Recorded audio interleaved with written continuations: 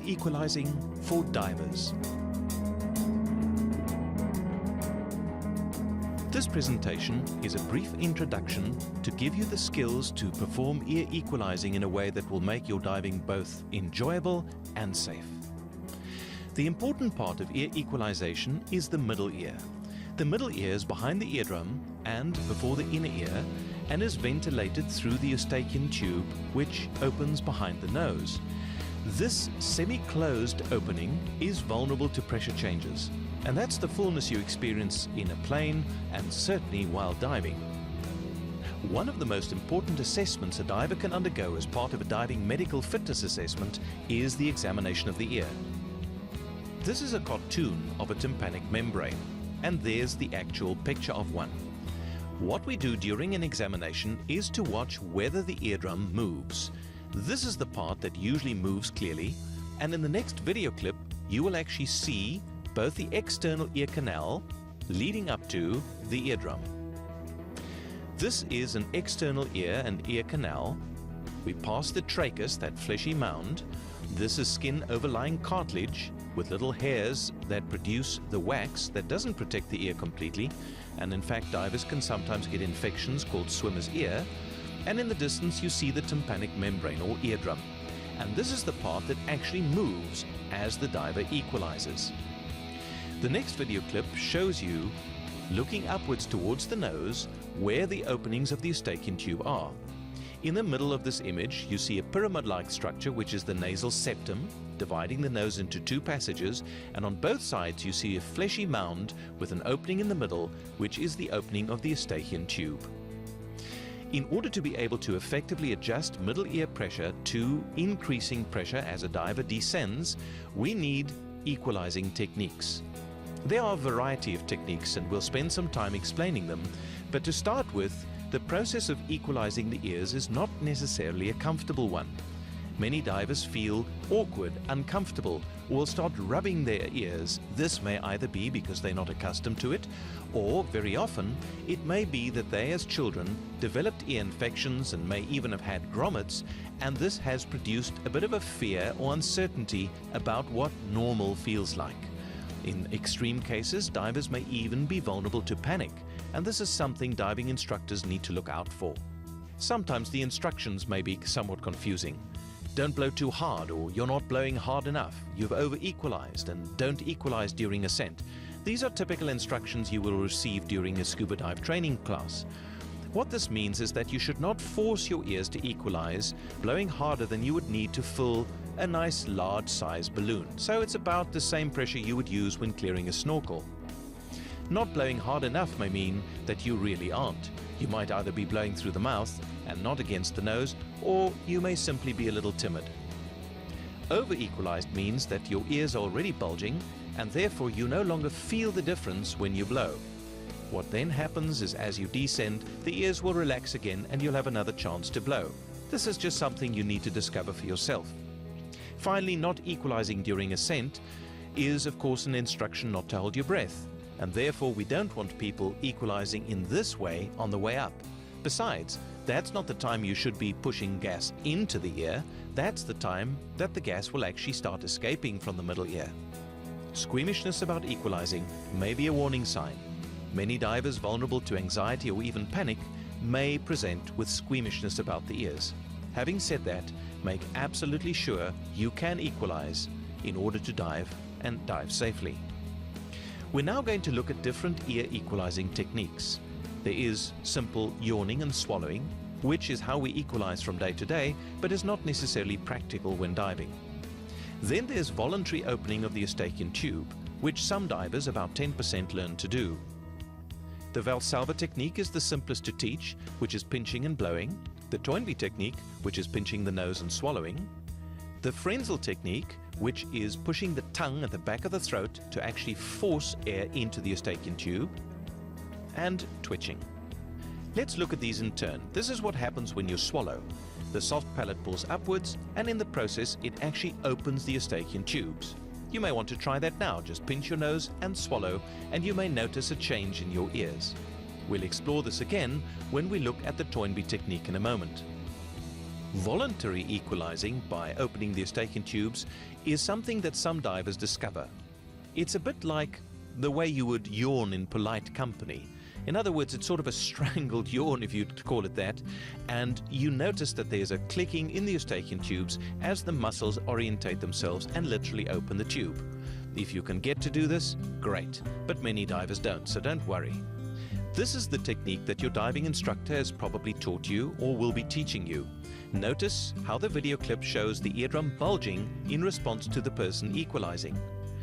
This particular technique can sometimes be done too forcefully or for a too long period of time, so you don't want to do it for more than about 5 seconds. The reason being that you can either force the ears, which can cause damage, or you may even pass out. So don't overdo a good thing. The next technique is the one that you may have tried earlier, which is pinching your nose and swallowing. What you may notice after you did the previous technique of pinching and blowing is that when you swallow, it actually feels as if the ears close up. That's because this technique initially opens the eustachian tube and then milks it empty, actually showing that your eustachian tube works in both directions, allowing air in and allowing air out. The next technique is one that's worth mastering if you can. Basically what happens, as illustrated here, is you deliberately push your tongue against the soft part of the palate and in the process reduce the volume of the nasopharynx, so that's the volume behind the nose, so that it pressurizes and literally injects air into the eustachian tube openings. It's a bit like saying or k in the back of the throat. Something you could even try to show that you're getting this technique right is filling your mouth with water, and believe it or not, you will find that you can actually equalize by pinching the nose and using the Frenzal technique with a mouthful of water without drowning and without needing to blow from your chest. Try it. It's worth discovering. Many people who struggle to Valsalva do very well with the Frenzal technique. Experiment and try it out. It's something you will do most when you dive. The next technique is really just a fun way to discover your ears, and basically you pinch the nose, blow gently, not to the point of equalizing, but then just before they would pop, you turn the head to the side. What that does is it stretches the eustachian tube and literally allows gas to escape into it. Now, if equalizing doesn't work the way it should, there's some tricks you can try. I've used the mnemonic "Help Me" to make it easier to remember. Head tilting, Edmonds, Lowry, polarizeration or OAT events, medical assessment, and ENT visits. So let's have a look.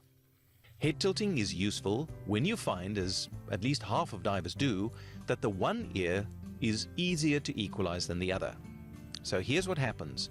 When you stretch the neck, it actually pulls down on the oropharyngeal structures, that's the space behind the tongue, and it makes it easier to equalize the ear that is, if you like, pointing upwards. Now, this has got nothing to do with daylight or buoyancy. It's literally just the effect of stretching the eustachian tube.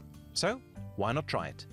Tilt your head, remember to stretch the muscles in the neck, and let the ear that is a little bit slower than the other, if you have that, point upwards. Then, using any technique you like, try to equalize. You should find the ear pointing upward now equalizes first, or at least faster than it used to. The next technique is very, very powerful, and it involves jutting your jaw forward, something you can do even with a regulator in the mouth. What that does is it tenses the jaw muscles involved with opening the jaw, and in the process opens part of the eustachian tube. It makes equalizing easier. Try it. It really is worth doing. And then if you'd really like to just feel your eustachian tubes open, try Christopher Lowry's technique. It involves pinching your nose, blowing gently, and swallowing at the same time. You may need to take a glass of water to make it easier. Now, for divers that struggle to equalize, rather than consider medication long term, this is a device that is available and is basically a balloon and a nozzle. Many divers find ways to improvise this technique, but essentially what is involved is inflating the balloon through the nose, and in the process both equalizing the middle ear, because the amount of pressure involved in inflating the balloon will open the eustachian tube, but also, as the balloon deflates, swallowing intermittently so that it exercises the eustachian tube. In my experience, I've found that divers that use this device, maybe 2 to 3 times a day for a week, find that their ears are easy to equalize and they no longer need the medication that they may have used in the past, like Sudafed or pseudoephedrine. Speaking of pseudoephedrine, we don't recommend pseudoephedrine for divers that are completely unable to equalize or have chronic or even persistent ear equalizing problems. The same is true for topical decongestants. If you find that you need to use these to dive or equalize, it may be that you just need better instruction or perhaps even an ENT intervention to make it easier. So, rather than taking pills all the time, why not see a diving doctor or call Dan? Remember, if you do use a topical decongestant, this is the area you're aiming for. So the best is actually to lie with the head tilted back, nostrils towards the ceiling, and put 2 to maybe 5 drops per nostril, allowing about 1 to 3 minutes for the decongestion to work. We do think it's a good idea if you're a little bit concerned about diving and equalizing in the beginning, but most divers don't need this long term. In any case, you shouldn't use it continuously for more than 3 to 5 days at any time. Please remember, never force your ears. Diving deeper is not going to make it easier. Rather ascend safely, try again, but if it doesn't work, abort the dive. You can rather return another day without damaging your ears. In closing, I'm going to give you 10 tips that should help you make the most of your ears while diving. Firstly, and very simply, just blow your nose before going diving.